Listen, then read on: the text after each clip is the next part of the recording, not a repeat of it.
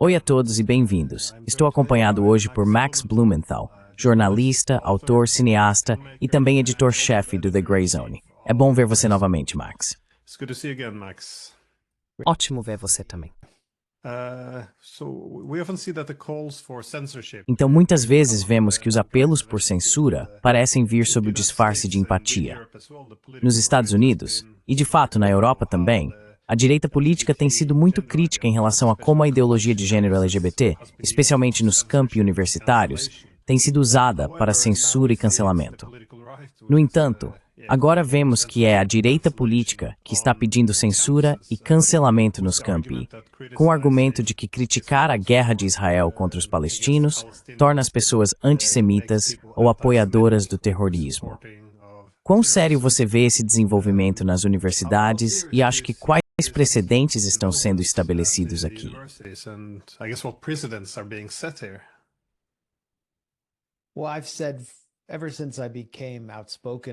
Bem, eu disse, desde que comecei a me manifestar sobre este assunto, que o lobby de Israel, nos Estados Unidos e no Ocidente, era a maior ameaça à liberdade de expressão em sociedades supostamente liberais e democráticas. E agora, todos os meus avisos estão se concretizando sob a administração Trump, que fez várias promessas a organizações sionistas e apoiadores sionistas de que faria exatamente o que está fazendo agora.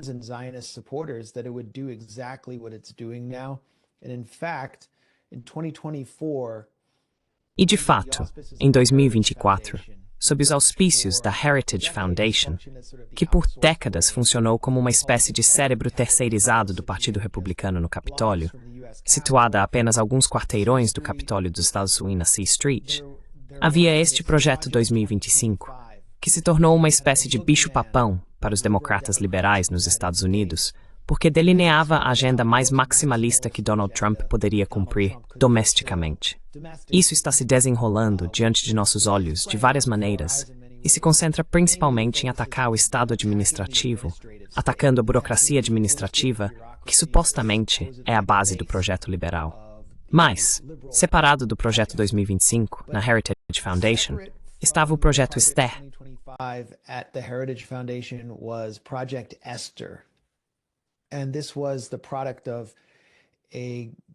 E isso foi o produto de um grupo de organizações pró-Israel, não apenas judaicas.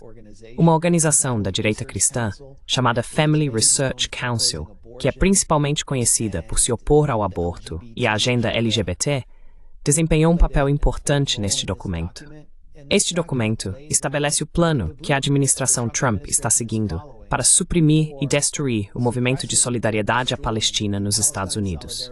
Ele foca fortemente em organizações de campus, mas também em grupos da sociedade civil, que são ONGs, e propõe a retirada de vistos de estudante para pessoas que participam do ativismo pela Palestina, além de perseguir titulares de Green Card e retirar o status de organização sem fins lucrativos de várias organizações de solidariedade à Palestina.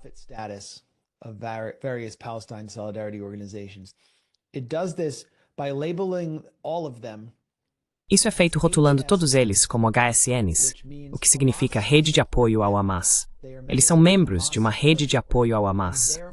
Portanto, há um pretexto, de acordo com este plano do Projeto Esther, para rotulá-los todos como apoiadores materiais do terrorismo, porque supostamente não são apenas pró-Hamas, mas na verdade um braço do Hamas.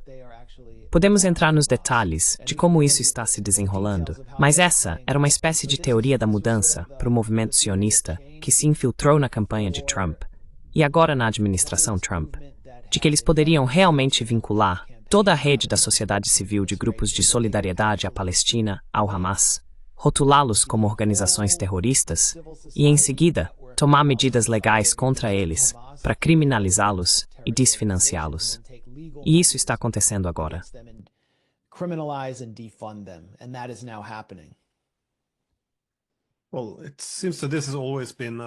Bem, parece que isso sempre foi um pouco de uma tática propagandística a ser jogada. Ou seja, você cria uma divisão binária simplista, nós ou eles. Então, se você critica a matança de Israel em Gaza, você é um apoiador do Hamas e apoia o terrorismo. E, novamente, vemos o mesmo aplicado à Ucrânia. Se você critica a OTAN por provocar e prolongar a guerra na Ucrânia, então você está legitimando ou apoiando a invasão da Rússia. Parece que sempre que você critica a máquina de guerra, você toma o lado de Milosevic, Saddam Hussein ou Gaddafi. Esta parece ser uma receita muito padrão agora para obter o mesmo resultado todas as vezes. Mas com Israel, no entanto, parece ser muito mais poderoso do que é, como você disse, incorporando isso em leis. Então eu acho, de onde vem esse poder? E também, quão extensas são essas leis? É apenas ilegal boicotar territórios ocupados? Ou até onde pode ir? How far can this actually go?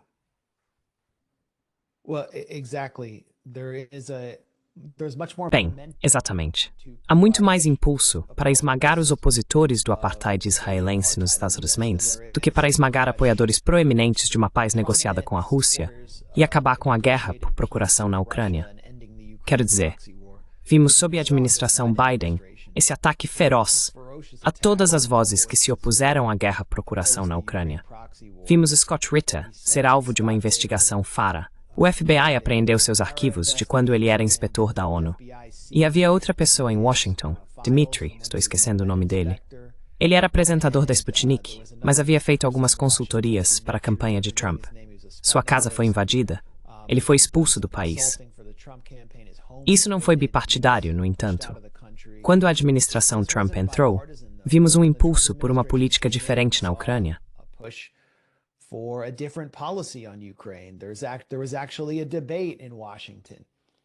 Houve, na verdade, um debate em Washington sobre a questão de Israel-Palestina e o sionismo especificamente. Existe um consenso bipartidário, imposto pela elite, de que não pode haver divergência entre o governo dos Estados Unidos e Israel. E isso também significa que a sociedade civil deve ser controlada, pois não pode ser permitido que a sociedade civil influencie a política governamental em relação a Israel. A política será definida pela AIPAC, o principal braço do lobby israelense.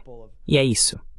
Então vou dar um exemplo de como esse ataque à liberdade de expressão e à primeira emenda, e particularmente à liberdade acadêmica, progrediu nos Estados Unidos. Sob a administração Biden, houve, na verdade, uma discussão sobre a retirada de vistos de estudantes. A retirada de vistos de estudantes com base política para atividades pró-Palestina. Mas isso não foi aplicado.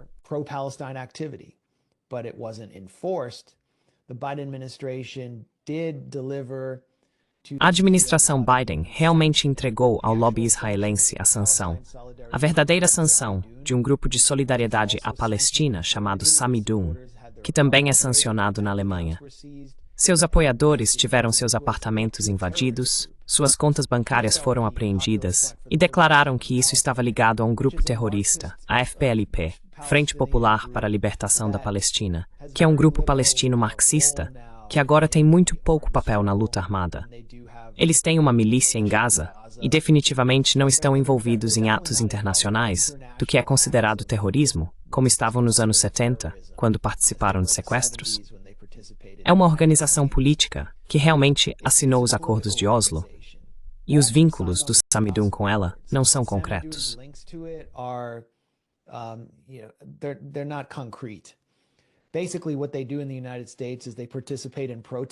Basicamente, o que eles fazem nos Estados Unidos é participar de protestos e organizar conscientização para prisioneiros palestinos que estão definhando nas prisões de Israel.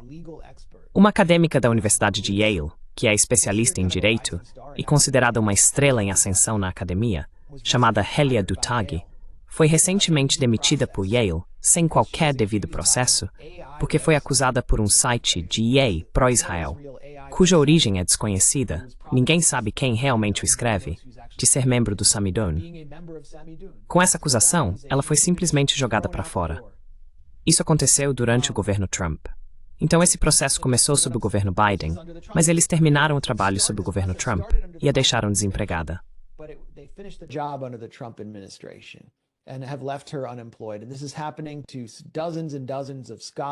E isso está acontecendo com dezenas e dezenas de acadêmicos, juntamente com a perseguição a portadores de visto, estudantes que participaram de protestos de solidariedade à Palestina. Hameza Ostur, que era uma estudante, acredito, da Universidade de Tufts, que foi presa por agentes federais mascarados na rua, a caminho de um jantar de Eid na casa de sua tia no meio de Boston. Foi filmado. O que ela tinha feito? Ela coescreveu, junto com outros 3 estudantes, um editorial pedindo que a Universidade de Tufts seguisse suas próprias regras, porque o governo estudantil havia votado para desinvestir de empresas envolvidas na ocupação israelense de terras palestinas. Então foi só isso que ela fez.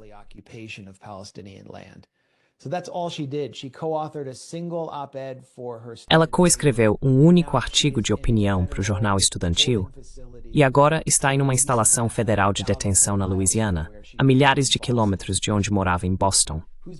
Quem está por trás disso? Bem, o lobby israelense está por trás disso, especificamente na administração Trump, porque havia mais impulso na administração Trump para realmente tomar essas ações que poderiam ter sido um pouco mais controversas sob Biden. É a família Adelson. Sheldon Adelson, o falecido magnata dos cassinos, foi um dos primeiros mega-bilionários a se apresentar e doar exclusivamente para o Partido Republicano, para investir no Partido Republicano, junto com sua esposa israelense, Miriam.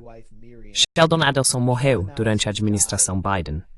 During the Biden administration, and his wife Miriam, who also owns an NBA. E sua esposa, Miriam, que também é proprietária de uma franquia da NBA chamada Dallas Mavericks e tem todos os tipos de interesses comerciais, assumiu o controle. Em 2015, os Adelsons fundaram algo chamado Maccabee Task Force, que é uma das principais organizações que buscam esmagar a liberdade de expressão e a liberdade acadêmica no campus, em nome de Israel. Sheldon Adelson, como revelei no The Grey Zone, funcionou como um ativo da CIA. Ele ajudou a CIA a vigiar Julian Assange. É uma longa história, mas é bastante óbvio que sua esposa é um ativo da inteligência israelense. Os Adelsons foram chamados repetidamente durante os julgamentos de corrupção de Benjamin Netanyahu para testemunhar contra Netanyahu, porque foram grandes doadores dele ao longo de sua carreira, e eles possuíram o maior jornal pró-Netanyahu em Israel, o Israel Hayom. Pro-Netanyahu paper in Israel, Israel Hayom. So you basically have, to put it in a nutshell, an Israeli. Então, basicamente, você tem, para resumir, um bilionário israelense que está comprometido exclusivamente com os interesses de Israel. Não se importa com o bem-estar dos cidadãos dos Estados Unidos e dirige o principal braço do complexo industrial de censura nos campi universitários, a Maccabee Task Force, e tem uma relação tão íntima com Donald Trump que, em sua posse, ela estava sentada diretamente atrás de Trump, com um assento melhor do que todos os membros do Congresso e a maioria dos membros de seu gabinete. Ela contribuiu com $300 milhões apenas para essa campanha, e algo em torno de 600 milhões no total para a carreira política de Donald Trump, além de centenas de milhões para candidatos republicanos, figuras como Tom Cotton, que é uma das principais vozes ultracionistas no Senado. Então é daí que vem. Vem do dinheiro. So that's where it comes from. It comes from money, unlike where you are. Ao contrário de onde você está, nos Estados Unidos, é possível contribuir com dinheiro ilimitado para o sistema político. E o dinheiro vem substancialmente de bilionários pró-Israel, assim como de bilionários que financiam as doações de universidades da Ivy League, como Harvard. Vimos que após o grupo Harvard Students for Justice in Palestine se manifestar e protestar depois de 7 de outubro, vários bilionários, incluindo Ofer Zim, que dirige a maior empresa de navegação de Israel, e estudou em Harvard, Bill Ackman, da Pershing Capital, e Larry Summers, exigiram que Harvard banisse esse grupo estudantil. Eles convocaram sua presidente, Claudine Gay, ao Congresso para responder pelo fato de haver atividade pró-Palestina em seu campus. Ela se recusou a banir o grupo, a criminalizá-lo, então eles a destituíram. E agora Harvard está basicamente sendo assumida sob gestão sionista porque perdeu grande parte de sua doação. Então, é tudo sobre dinheiro. É tudo sobre, como dizemos nos Estados Unidos, é tudo sobre os Benjamins.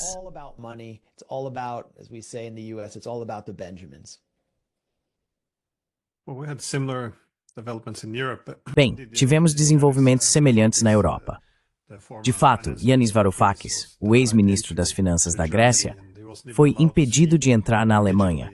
E aparentemente nem mesmo foi permitido que ele falasse digitalmente, via Zoom, em uma conferência. Novamente, não é realmente um simpatizante de terroristas, mas um crítico do genocídio que ocorre em Gaza. Minha última, acho, breve pergunta seria: você viu alguma indicação de que o que foi feito a estrangeiros associados, bem, acho, anti-Israel, ou pelo menos criticando Israel, sendo expulsos? Você vê alguma possibilidade dessas leis serem estendidas para se aplicarem também a americanos? Possibly being extended to apply also to Americans? Yes. The Sim. As retiradas de vistos e green cards estão sendo supervisionadas pelo Departamento de Estado. O Departamento de Estado é liderado por Antony Blinken, que ironicamente mentiu sobre o status de imigração de sua própria família, alegando falsamente que eles haviam entrado nos Estados Unidos após fugirem da tirania do comunismo de Fidel Castro em Cuba. Acontece que eles saíram sob o tirano apoiado pelos Estados Unidos, Fulgêncio Batista, antes desse período. Mas ele está procurando qualquer infração ou inconsistência no visto de qualquer pessoa afiliada a algo remotamente pró-Palestina para expulsá-los do país, prendê-los ou criminalizá-los. Jail them, criminalize them. And Rubio's State Department E a porta-voz do Departamento de Estado de Rubio, Tammy Bruce, foi recentemente questionada, acho que isso foi há cerca de uma semana, em uma coletiva de imprensa do Departamento de Estado, se eles descartariam passar de titulares de visto de estudante e titulares de green card, ou seja, residentes permanentes, para cidadãos naturalizados dos estados, como alvos dessa caça às bruxas, que eles realmente retirariam a cidadania de cidadãos naturalizados. E ela se recusou a dizer, sim, vamos descartar isso. Ela se recusou até a responder à pergunta. E a administração Trump, posteriormente, não forneceu nenhuma resposta sobre essa questão. Portanto, continua sendo uma questão em aberto. So it remains an open question. And I think we've seen a precedent in Europe, for example. E eu acho que vimos um precedente na Europa, por exemplo, o caso de Shamima Begum, que era uma garota de 15 anos, aparentemente mentalmente instável, que foi encantada pela ideologia do ISIS durante o auge da ocupação do nordeste da Síria pelo ISIS, e foi convencida por um agente de inteligência canadense a entrar na Síria, onde então se tornou parte do ISIS. E enquanto estava detida como prisioneira lá, o Reino Unido revogou sua cidadania. Ela não é mais cidadã. Então o precedente foi estabelecido em um país ostensivamente liberal e democrático para a retirada da cidadania.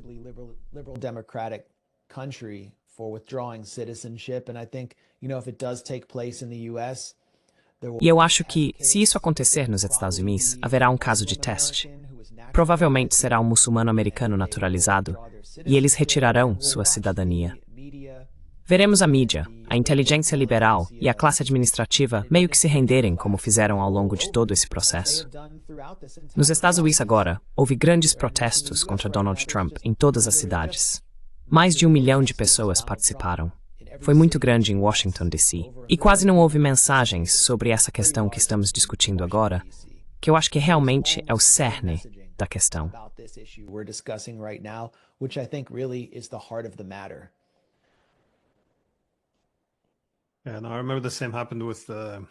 E eu me lembro que o mesmo aconteceu com a censura ou desplatformização, como chamavam, quando inicialmente estabeleceram um precedente com Alex Jones, alguém que todos pareciam concordar que estava muito além do limite do que deveria ser um discurso aceitável. E claro, depois de estabelecer esse precedente, ele foi aplicado a mais e mais pessoas. Enfim, Max Blumenthal, muito obrigado pelo seu tempo. Anyways, Max Blumenthal, thank you so much for your time. Muito obrigado, Glenn.